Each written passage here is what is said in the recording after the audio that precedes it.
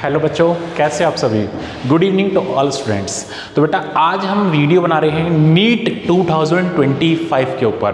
तो बेटा आपको इस टाइम पर क्या करना है और क्या नहीं करना है बेटा, इसकी हम बात करते हैं। तो जितने भी नीट एस्पिरेंट्स हैं ये सभी के लिए बहुत इंपॉर्टेंट वीडियो होने वाली है बेटा। तो आप इसमें बने रहिए और देखते रहना, मैं आपको क्या क्या बताता हूँ उसमें आप फोकस करना बेटा। ठीक है बेटा, हम बात करते हैं नीट 2025 की। बेटा नीट 2025 की ये बेटा आपको जो नीट एग्जाम है, ये नीट एग्जाम है हमारा 4th ऑफ मई को हमारे नीट एग्जाम आ रहा है बच्चे। आज अगर मैं बात करूं, आज जो डेट हो चुकी है वो हमारी आज हो चुकी है 11/3/2025।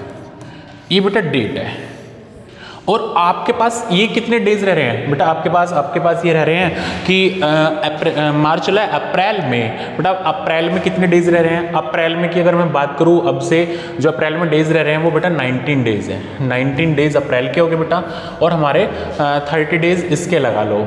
तो बेटा हम जो बात करते हैं तो हमारे जो लगभग हैं वो हमारे 53 to 54 डेज हमारे रिमेनिंग रह गए हैं बेटा। तो आपको इस टाइम पर आपको क्या करना है क्या नहीं करना है, हम इसके बारे में बातें करते हैं बेटा। तो आपको देखो, पहला क्वेश्चन तो ये है हमारे पास जो सिलेबस है, सिलेबस बेटा इस सिलेबस जो है लगभग वो कंप्लीट हो चुका है। Coachings in all coachings in coaching syllabus क्या हो चुका है, कंप्लीट हो चुका है बेटा। हमारा इस सिलेबस के अंदर बेटा दो पोर्शन है, एक है हमारा 11th क्लास और एक है हमारा 12th क्लास। बेटा इस मोमेंट पर आपको क्या करना है, इस मोमेंट पर आपको अपने नोट्स को रिवीजन करना है। जो आपने पूरे साल आपने लग के मेहनत से आपने नोट्स बनाए हैं बेटा, उस नोट्स को रिवाइज करना है।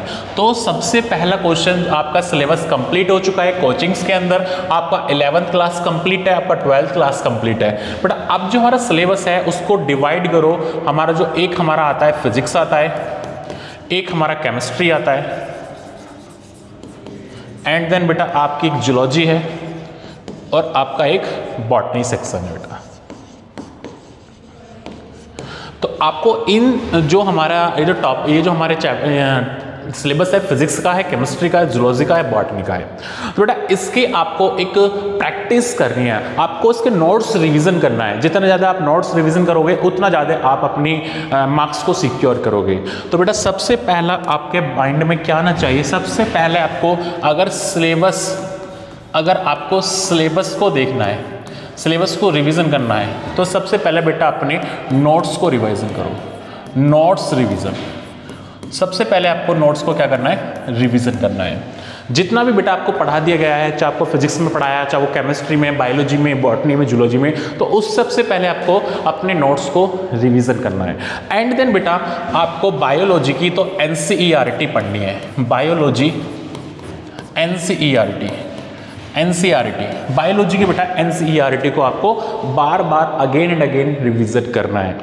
एंड देन बेटा उसके बाद आपको क्वेश्चन प्रैक्टिस, बेटा लॉट्स ऑफ क्वेश्चन प्रैक्टिस करना है आपको। अगर आप लॉट्स ऑफ क्वेश्चन प्रैक्टिस करोगे बेटा, इससे आपका जो है वो जो फोबिया होता है ना एग्जाम में, जब हम जाते हैं तो जब हम एग्जाम में क्वेश्चन अटेम्प्ट करते हैं तो हम क्वेश्चन अटेम्प्ट बाई दफ़े नहीं भी कर पाते क्योंकि वो हमने क्वेश्चन प्रैक्टिस ही नहीं करी। तो आप उससे पहले अब जो हमारे 54 डेज जो बच रहे हैं, इस टाइम पर हमको क्या करना है, सिर्फ इस टाइम पर हमको नोट्स को रिविजन करना है, हमको बायोलॉजी की NCERT को अच्छे से पढ़ना है, हमको क्वेश्चन प्रैक्टिस अच्छे से करनी है बेटा। उसके बाद आपको क्या करना है, उसके बाद आपको बेटा इस टाइम आपको फुल सिलेबस टेस्ट देना है। कैसा, आपको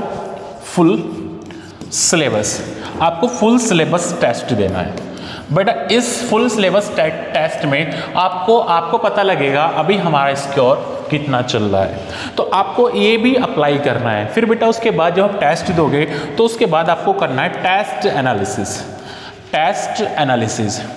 आपको टेस्ट एनालिसिस बहुत अच्छे से करना है। आपको अगर क्वेश्चन कोई भी रॉन्ग हो रहा है तो अपनी डायरी बनाओ। उस डायरी में सपोज अगर आप भी आज से भी आप करने लगोगे ना, तो एक डायरी बनाओ। उस डायरी में आपने क्या किया, सपोज कोई आपका टेस्ट आ रहा है, आपने नोट्स रिवीजन करे, आपने बायोलॉजी की एनसीईआरटी पढ़ी, केमिस्ट्री की एनसीईआरटी पढ़ी, फिजिक्स के क्वेश्चन सोल्व किए, आपने ये सब कुछ किया। आपने क्वेश्चन प्रैक्टिस, बेटा क्वेश्चन प्रैक्टिस आपको सिर्फ करना है PYQ, पास्ट 10 ईयर। आपको पास्ट 10 ईयर के आपको PYQ करने हैं। इससे आपको पता लगेगा कि जो नीट में क्वेश्चन आने वाला है वो कैसे आने वाला है। तो आपको इससे क्या करना है, इससे आपको देखना है तो क्वेश्चन प्रैक्टिस करना है जिसमें हमको PYQ देखना है। PYQ भी बेटा वो 10 ईयर के हमको PYQ देखना है।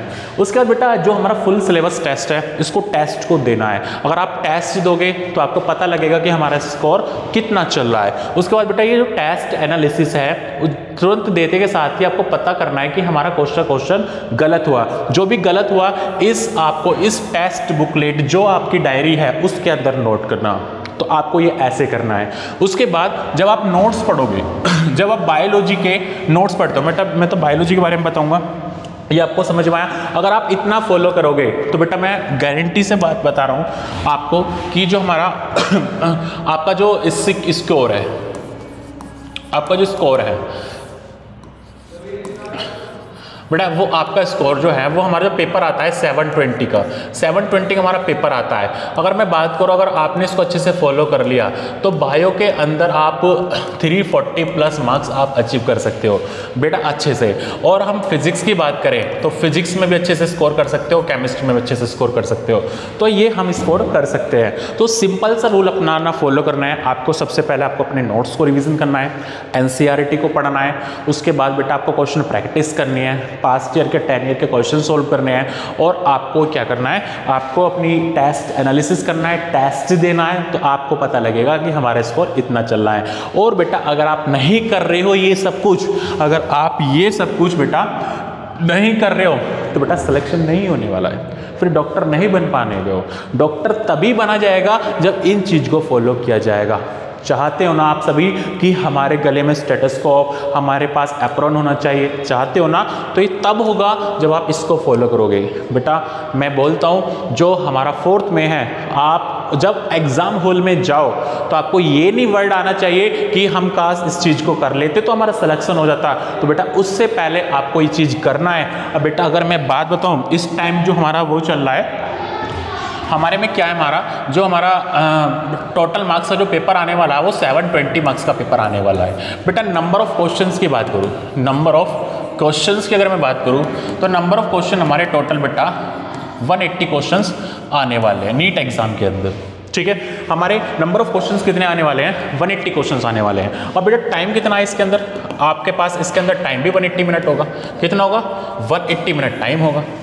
तो अगर हम बात करें तो इसमें तो मतलब 1 मिनट को 1 ही क्वेश्चन मिल रहा है, 1 मिनट को 1 ही क्वेश्चन मिल रहा है, तो ये तो बहुत ज़्यादा भाई वो है। तो इसीलिए आपको क्या करना है, इसीलिए आपको ये सब कुछ फॉलो करना है। ये टेस्ट, ये फुल सिलेबस टेस्ट, टेस्ट को एनालिसिस, क्योंकि हम जब एग्जाम देने जाए तो हमको ये पता लगे कि हमने तो प्रैक्टिस की है, क्वेश्चन कैसे भी आ जाओ, टाइम हमको पता लगे। बेटा नीट सारा खेल टाइम और एक्यूरेसी का है, स्पीड और एक्यूरेसी का है। अगर स्पीड और एक्यूरेसी मेंटेन है तो बेटा नीट एग्जाम अच्छे सा होगा। अगर आपके पास सिलेबस सब आता है, क्वेश्चन सब आते हैं, बट टाइम का इशू है, एक्यूरेसी का इशू है, स्पीड का इशू है, तो बेटा पेपर नहीं हो पाएगा पूरा कंप्लीट।